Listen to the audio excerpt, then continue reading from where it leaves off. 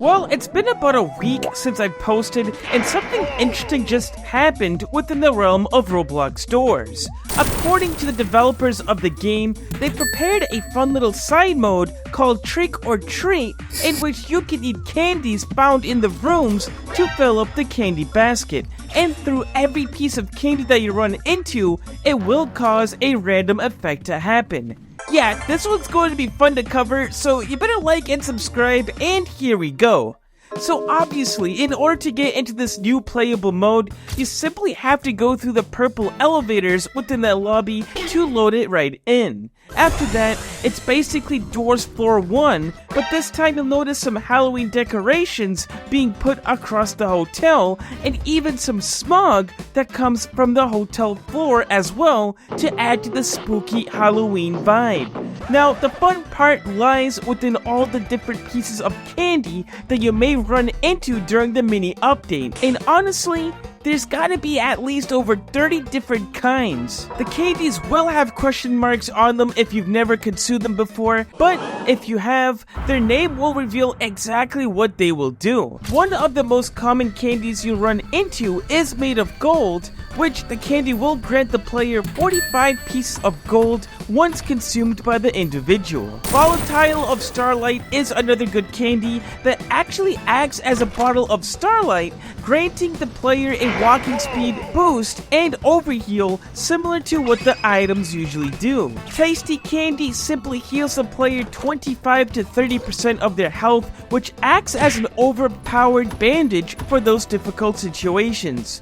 The Seek-Eyed looking candy though is called Not Crazy, and it does spawn in more random ambient sounds within the game, causing the players to panic and become more confused. Cinnamon is my personal favorite, and this one grants a very long subtle speed boost that helps players travel a bit faster for about 30 seconds. Similar to this is the Decent Candy, which also grants you a speed boost a bit faster than the Cinnamon Candy. You even have the I Can't Stop Candy, which grants a super big speed boost all at once for just a couple of seconds. If you need to hide from one of the entities, this one is your best bet. Of the more OP candies does include the Guidance Candy, and this one actually summons the Guiding Light to help lead you to the correct door and show any hidden items around as well. Pro tip though, use the Guidance Candy on room 100 for floor 1, and it's gonna make the room super easy as this player noted. The prize inside candy is really OP as well because you can get usable items from it such as flashlights, and I was even able to get a skeleton key from one of my recent runs with it. There was even a player that was able to get a freaking crucifix from this candy, which is super epic. And if you manage to get the duplicate candy, you will be able to duplicate items once again, just how players were able to do within floor 2, though this has already been patched long ago. You also do have some bad candies such as Simply Bad Candy and Expired Candy, which does deal some damage to your health. Bad Aftertaste can deal some poison-like damage to your health as it chips away. In the middle is one of the worst ones as it cuts your health in half, causing you to lose as much as 50% HP if you have full health. Jinkies is a reference to Scooby-Doo and Velma losing her glasses, so if you eat this one, you're gonna be as blind as her as you struggle to walk around the hotel all blurred out. The Rock Candy will severely punish your speed and cause you to walk as slow as molasses. You Finally Turned Green is yet another candy that can be considered neutral.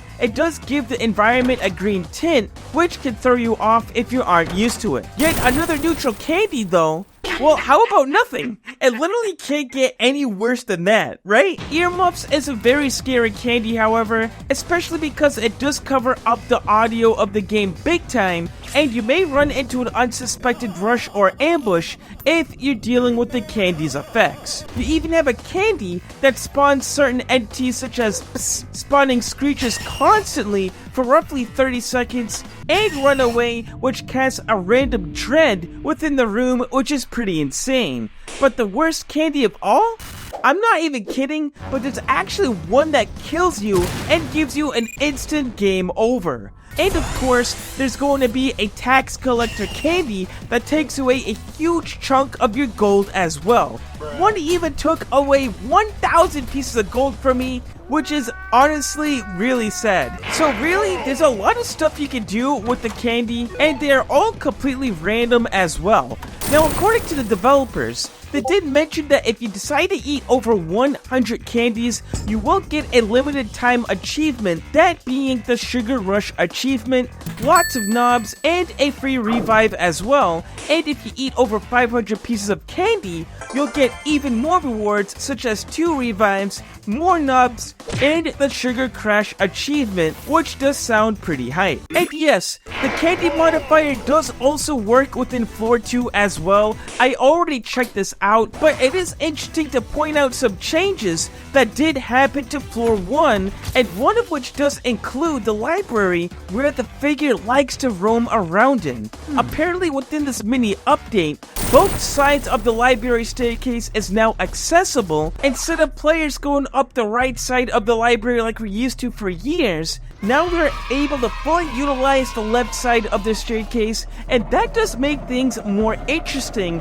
when dealing with the figure. I do also have to mention, running into Jack within the courtyard was a cool experience because they did boost the odds of the red room Jack within this mini update. I mean, just check out how cool the effect blends in with the rain, but when going down to the basement to check out for any more new changes, there doesn't really seem to be any new changes other than a ton of more snares being placed around. The ending of Floor 1 also does seem to be the same compared to the previous builds.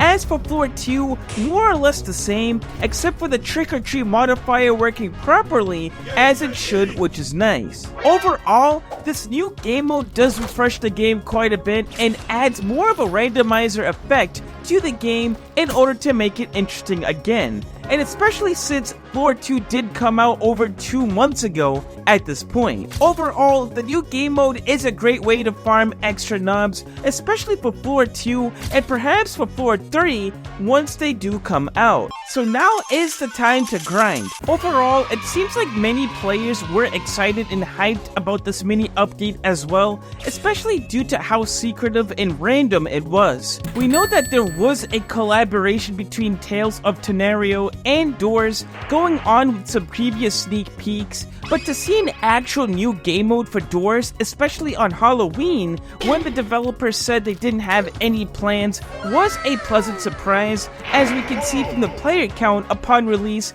being well over 100,000 concurrent players. But what do you guys think about the update? Like and subscribe and take care.